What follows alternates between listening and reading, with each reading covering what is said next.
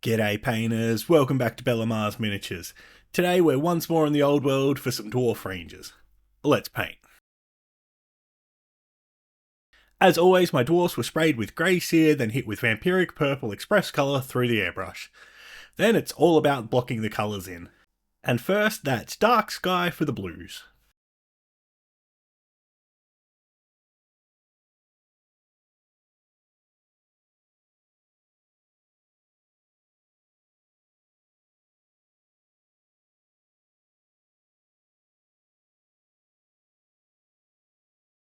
Since Vampire Red doesn't cover well, I use Basilisk Red first to lay down a nice foundation.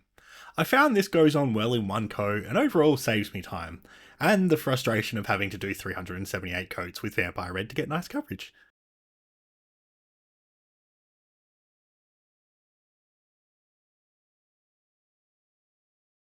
See how nicely the Vampire Red comes out doing it this way? It's just one coat of Basilisk Red and one coat of Vampire Red for a great finish. So much easier.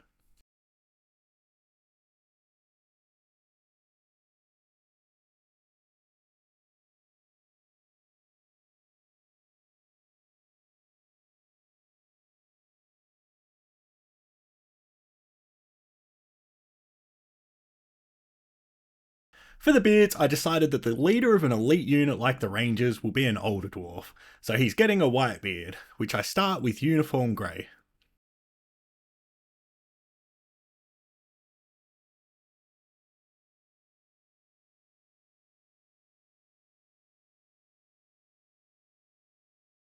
Then the other 9 dwarfs get split up into 3 groups of 3, and I block their beards in with Chaotic Red, Desert Yellow, and Necromancer Cloak.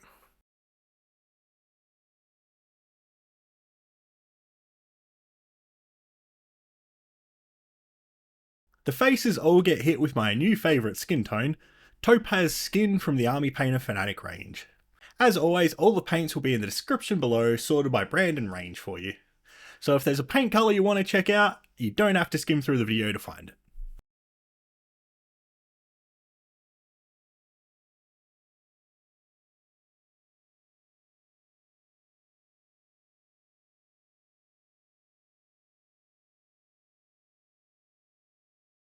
While I do the boots, gloves and belts with leather brown, I do want to apologise for this video being a bit rushed. The day after this video goes live, I have my first Old World event that I'm playing in, and I've been painting all week to try and get my army ready for it. As of writing this script, it's still up in the air whether I'll have my army finished, but I'm hopeful. But it has resulted in the editing for this video being a bit rushed, so sorry about that.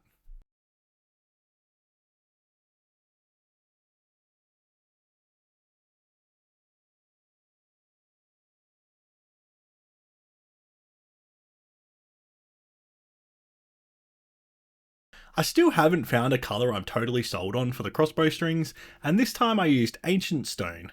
I also realised I've not mentioned it before now, but as you can obviously see, I'm working on the sub-assembled parts all at the same time as the rest of the models.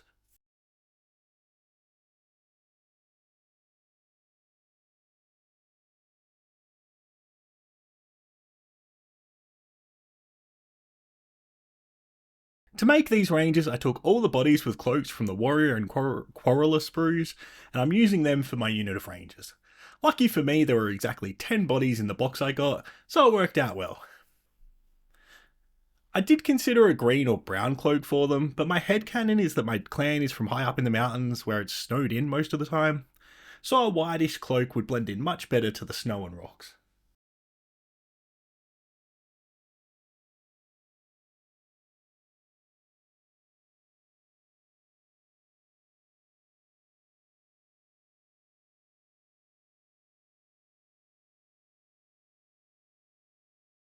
If you've watched my Warrior and Quarreler videos, you may have noticed that I didn't start with the metal on these guys, when previously I have. I decided to try doing the other colours first and see how it worked out. It was a mistake. Do the metal first.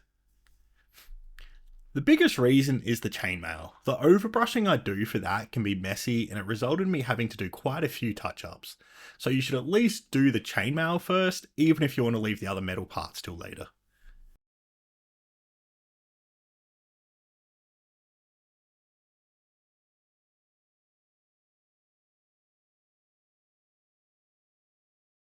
When I'm doing the hammered copper, I like to do the gears on the crossbows too. I think they really need that extra touch to break up the metal. They're just too one note and boring otherwise.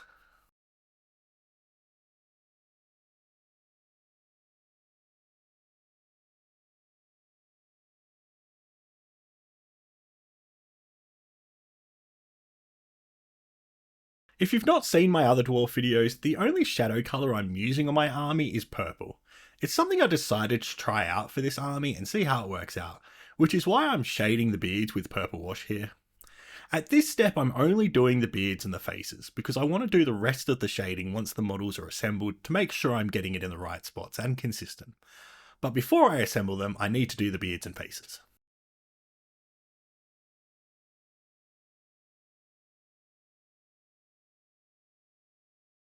Once the wash is dry, I do some dry brushing on the beards. They all get a dry brush of a mix of the base colour and highlight colour, then a final dry brush for the highlight colour. So that's Uniform Grey and White, Desert Yellow and Ice Yellow, Necromancer Cloak and Uniform Grey, and Chaotic Red and Fur Brown.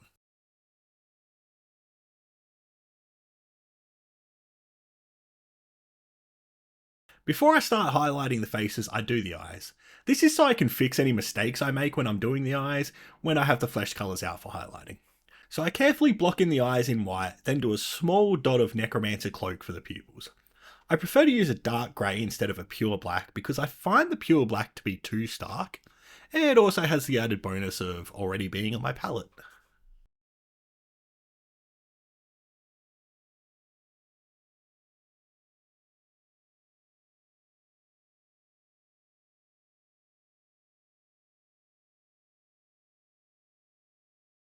Then with Topaz Flesh, I bring back the mid-tone for anywhere they got darkened too much by the wash, and I can also fix any mistakes from doing the eyes or from dry brushing the beards.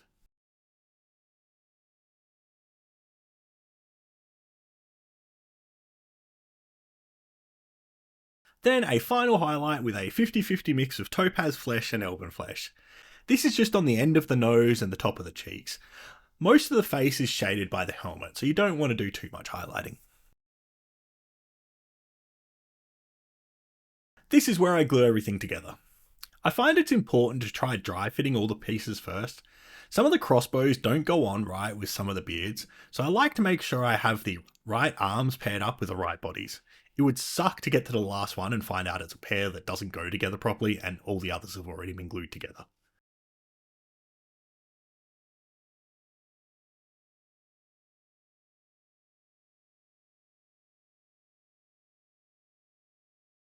Now that everything's together, I can start establishing the shadows and can see where I want them better.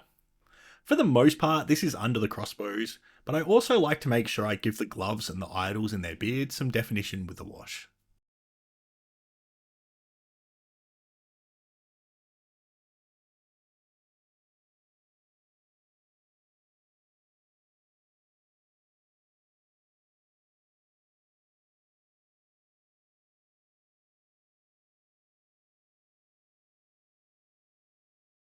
Highlight time, and I'll be sticking to my tried and true recipes for my dwarves. So to start with, it's deep blue for the first step of the blues.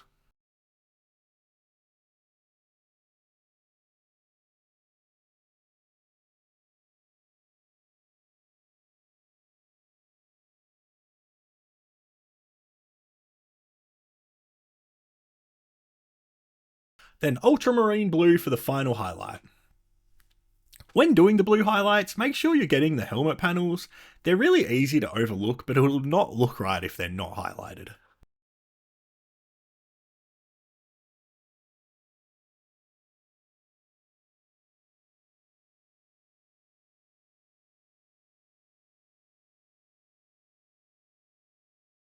There is very little red on these guys, but it still needs highlighting.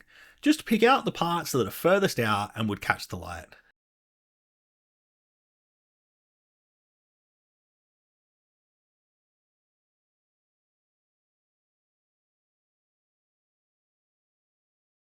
Then do the same with pure red, just working in smaller areas.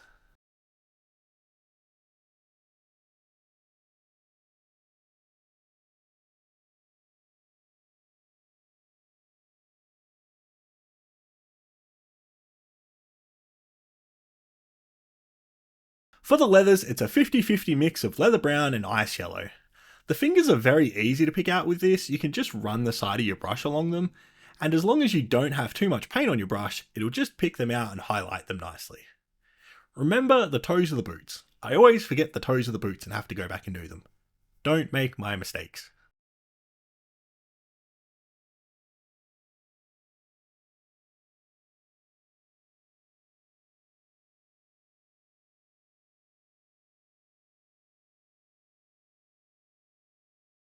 Now it's time for the cloak. I didn't mention it earlier, but when I was doing the shading, I put a thin line of the purple wash in the recesses. You can see that here. Now for the first layer of the highlights, I use a 50-50 mix of ash grey and white. I'm applying this to all the higher parts, just being careful to stay out of the recesses and leave that shadow that we established earlier.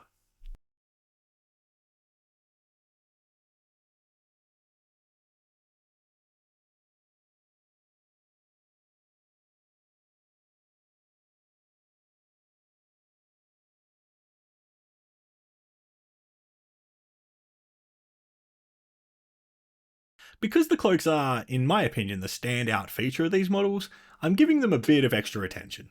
So instead of jumping straight to the white, the next step is another mix of 1 part ash grey to 2 parts white. I'm working in the same areas as the previous step, but making sure to leave the previous step showing to build the gradient nicely.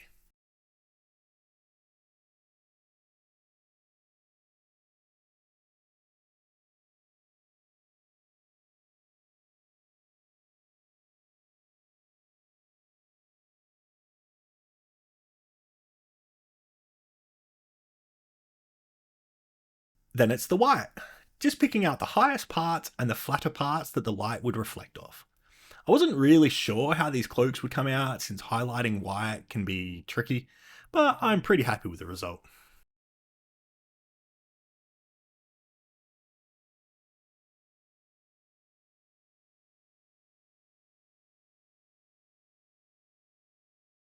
For the fletching, I did them all white to start with. Then I pick out different veins of the fletching with red and blue to give a bit of variety to them. It's a small place to add variety, and no one will probably ever notice, but I know it's there and it makes me happy, and that's what matters.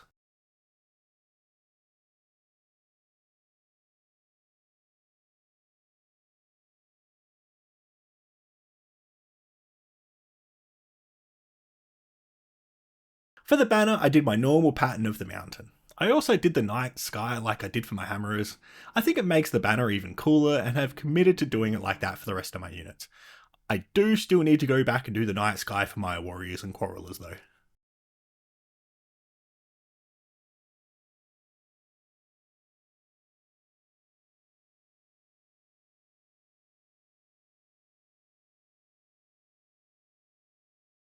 Now it's time to highlight the metallics. First I start with the golds and use greedy gold. For the most part, it's pretty easy to know what to highlight here. Anything facing upwards should get a hit. And it's pretty clear what's facing upwards and what's not. I do also like to use the highlights to add a bit more definition to the idols on their beards. It just helps them pop a bit more.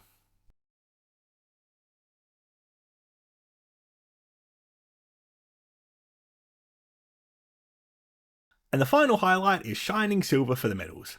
Once again, these models make this part really easy. The metal parts are either facing up or down, there isn't a lot of in between. Don't you love it when the models make it easy for you?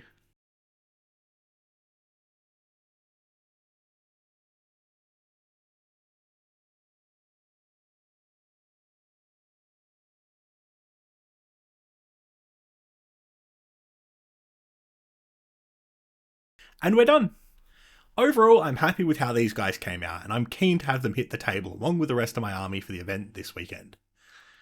An hour 20 isn't a bad time for them, though I honestly thought they would be a bit quicker. The cloaks are taking up a large part of the models, so I assumed that would speed things up a bit, but looks like I was wrong. I hope this has given you some ideas for your own ranges and you've enjoyed the video. Since you've hung around this long, why not click the like button, and subscribe too. There are more dwarf videos to come.